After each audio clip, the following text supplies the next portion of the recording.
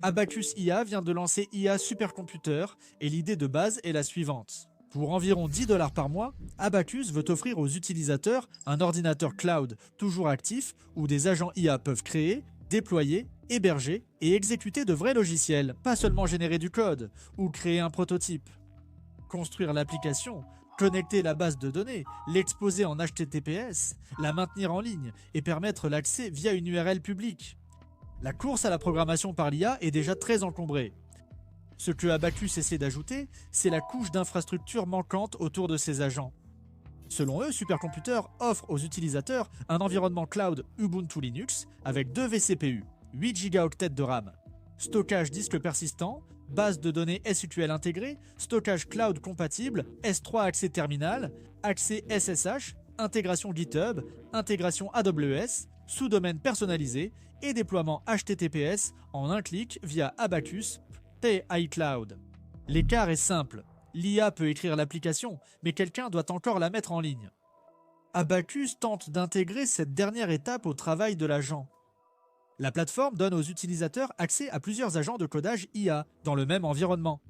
Dans le matériel de lancement, Abacus parle de son propre Abacus IA CLI, OpenIA, codex fonctionnant avec GPT, 5,5, Claude Code avec Sonnet, 4,6 et Opus, 4,7 et Google Anti-Gravity, fonctionnant sur Gemini, 3,5 Flash. Les versions exactes des modèles peuvent changer au fil du temps, car ces plateformes sont régulièrement mises à jour.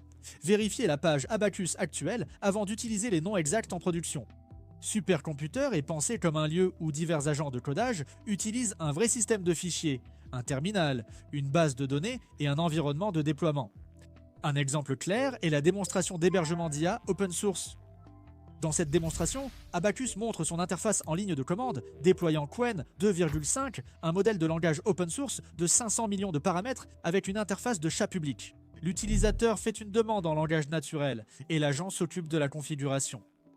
Il vérifie les paramètres d'accès entrant de la VM du superordinateur pour connaître les ports disponibles. Il crée un backend Flask pour servir le modèle. Il configure Nginx avec des entêtes de proxy afin que l'application puisse être accessible publiquement en HTTPS. Il télécharge le modèle Qwen avec un suivi de progression et une reprise automatique en cas d'interruption du réseau.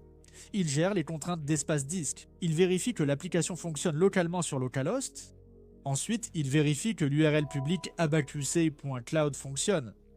Le résultat final est une interface de chat fonctionnel appelée QwenChat, avec l'historique des conversations, la création de nouveaux chats, le rendu Markdown et le modèle qui fonctionne sur l'infrastructure propre de l'utilisateur. C'est l'un des points forts du lancement, car il s'aligne directement sur la tendance de l'IA privée. Beaucoup d'entreprises veulent des fonctionnalités d'IA, mais elles souhaitent aussi avoir plus de contrôle sur l'endroit où vont leurs données. Si vous développez quelque chose dans le domaine de la santé, du travail juridique, des documents internes de l'entreprise, des dossiers clients, des données financières ou tout autre élément sensible, envoyer chaque requête via une API tierce peut devenir un problème sérieux. Avec cette configuration, le modèle fonctionne dans votre environnement cloud sans dépendre des API d'OpenAI ou d'Anthropic pour chaque réponse dans ce déploiement précis. Vous ne gérez pas les coûts d'API par jeton de la même manière. Vous ne concevez pas tout le produit selon les limites de débit externe et gardez plus de contrôle sur la pile technologique. Maintenant, cela ne rend pas automatiquement chaque application conforme à la HIPAA, au RGPD, à la SOC 2 ou à toute autre réglementation. La conformité dépend toujours du produit, du flux de données, des accès, de la journalisation, des politiques, des contrats et de la gestion des données utilisateurs. Néanmoins, l'orientation vers l'infrastructure a du sens pour les personnes qui souhaitent des applications d'IA privées et plus de contrôle que ce qu'offre un chatbot hébergé classique. Abacus publie aussi des affirmations sur la sécurité de l'ensemble de sa plateforme. Leur documentation sur la sécurité indique que les données des clients sont chiffrées au repos avec AES 256 et chiffrées en transit avec TLS 1.2 ou supérieur. Ils assurent que les requêtes et réponses des clients ne servent pas à entraîner les grands modèles de langage et que les clients conservent la propriété de leurs données d'entrée et de sortie. Ils affirment également être conformes au RGPD et au CCPA, ainsi qu'appliquer les contrôles SOC 2. Ce sont des points clés pour les entreprises, notamment si Abacus veut aller au-delà d'un simple jouet pour projets amateurs. La seconde grande démonstration porte sur un CRM actif en continu. Celle-ci est déjà moins spectaculaire que la démonstration du modèle d'IA, mais elle pourrait être plus utile pour comprendre ce que Supercomputer est censé être. Dans la démonstration, Google Anti-Anti-Gravity crée un CRM d'entreprise basé sur Django à partir d'une seule instruction et le déploie sur mycrm.abacussci.cloud. L'application comprend la gestion des clients, des pipelines de vente, la planification des tâches, des tableaux de bord analytiques et un contrôle d'accès basé sur les rôles. Elle utilise PostgreSQL comme base de données, Unicorn comme serveur d'application et Nginx comme proxy inverse. Cette pile est importante car elle reflète la configuration réelle des applications web, pas seulement une page d'accueil. Il y a des utilisateurs, il y a des enregistrements, il y a des tables de base de données, il y a un état, il y a des fichiers téléchargés, il y a des sessions, il y a des journaux. Dans la démo, les utilisateurs peuvent ajouter des clients, créer des affaires valant des dizaines de milliers de dollars et déplacer celles-ci sur un tableau Kanban visuel. Du statut nouveau à qualifier, puis proposition, puis clôturer, gagner, ils peuvent programmer des appels de suivi, enregistrer des notes et voir les analyses se mettre à jour au fur et à mesure que les données changent. La phrase la plus importante ici est « toujours actif ». Une application générée par IA en local peut fonctionner tant que votre serveur de développement est en marche. Ce CRM était présenté comme un serveur public actif. Une personne crée une fiche client dans un pays, une autre met à jour une affaire plus tard ailleurs, et une troisième consulte les analyses depuis un autre lieu. Le serveur fonctionne 24 heures sur 24. Abacus souligne que Supercomputer n'est pas qu'un bac à sable, mais un véritable environnement d'hébergement. L'application reste déployée, la base de données persiste, le stockage persiste. L'URL publique reste disponible. L'IA automatise la création de contenu, la recherche et des flux de travail entiers, mais beaucoup investissent encore manuellement. Ils surveillent l'actualité, suivent les tendances et décident rapidement. Et cela aide à expliquer pourquoi des études montrent que 66% des investisseurs regrettent au moins une décision d'investissement. C'est pourquoi Mintos a attiré mon attention. Cela vous offre une façon différente d'investir avec Mintos, au lieu d'essayer de prédire ce qu'une action pourrait faire ensuite. Vous pouvez investir dans des prêts et toucher des intérêts. Le rendement est fixé à l'avance, les paiements pouvant être quotidiens. En tant que revenu passif, vous pouvez filtrer par rendement, risque, horizon temporel, pays et devise. Pour une configuration plus automatisée, Mintos propose aussi des portefeuilles automatisés. Le taux d'intérêt moyen actuel sur les prêts est de presque 11%, ce qui est vraiment élevé pour un revenu passif. Mintos est en activité depuis 2014, compte plus de 600 000 utilisateurs et est réglementé dans l'UE sous MiFID. Actuellement, en venant via notre chaîne, recevez un bonus exclusif pouvant aller jusqu'à 350 € pour un investissement à partir de 500 €. Cliquez sur le lien en description ou scannez le QR code. Des rendements stables, pas de surprise et en plus un bonus. Ne ratez pas cette occasion et bonne chance. La troisième démo prend une direction plus visuelle, un jeu 3D dans le navigateur.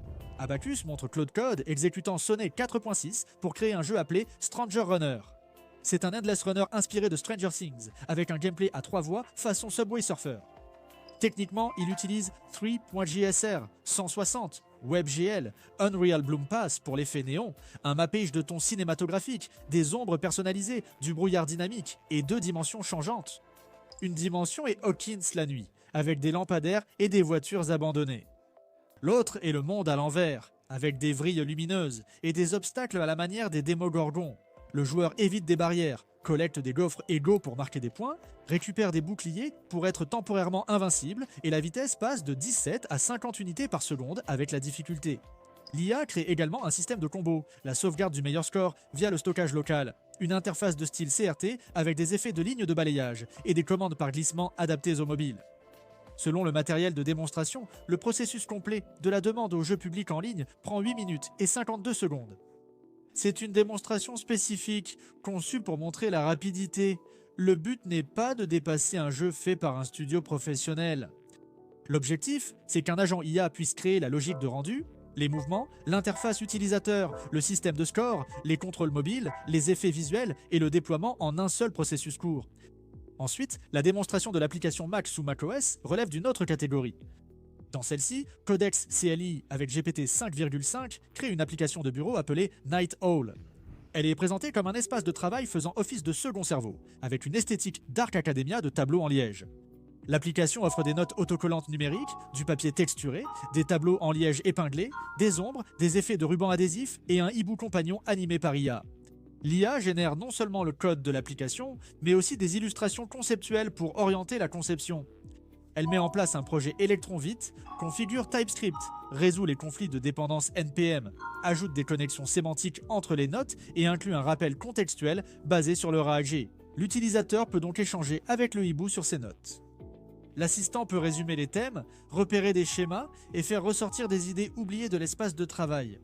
Ensuite, l'agent lance une compilation de production, prend des captures d'écran avec Chrome en mode sans tête pour vérifier visuellement l'interface, puis emballe le projet sous forme de fichier zip pour une version macOS sur Mac. Désormais, Supercomputer s'inscrit dans la tendance où les systèmes d'IA commencent à passer à l'action, car il offre à l'opérateur un espace de travail. Le modèle est une partie du système, la boucle de l'agent en est une autre. Les outils, les fichiers, le terminal, la base de données, le stockage, l'hébergement, les journaux et le pipeline de déploiement constituent le reste du système. Un modèle plus puissant, à lui seul, peut produire un meilleur code. Un agent plus puissant dans un véritable environnement cloud peut livrer des produits plus complets. C'est ce changement que les gens doivent comprendre. En même temps, il y a des limites. 2 vCPU et 8 Go de RAM sont utiles pour de nombreux projets, des démonstrations, des outils internes, des prototypes, des petites applications web, des API des tableaux de bord et des services d'IA légers. Ce n'est pas une infrastructure illimitée. Les charges GPU intensives, le trafic de production massif, les grandes bases de données, les audits de sécurité d'entreprise, les configurations DevOps complexes et les applications sérieuses destinées aux clients exigent toujours de vraies décisions d'ingénierie. De plus, la plupart des affirmations précises sur le superordinateur viennent actuellement des pages d'Abacus, de ses FAQ et de ses démos de lancement. Il existe des avis d'utilisateurs externes sur Abacus. En tant que plateforme plus large, certains utilisateurs louant la valeur et l'accès à tous les modèles en un seul endroit, tandis que d'autres se plaignent des crédits, des bugs, de la fiabilité ou du manque de clarté des tarifs. C'est donc un lancement prometteur et une bonne orientation, mais pas encore un remplacement éprouvé pour tous les flux de travail des développeurs. Cela dit, le produit reste intéressant car il montre la direction que prennent les outils d'IA.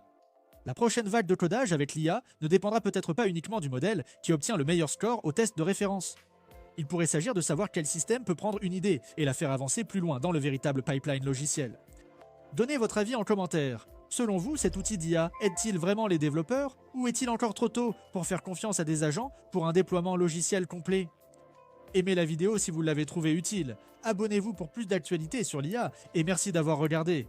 On se retrouve dans la prochaine vidéo.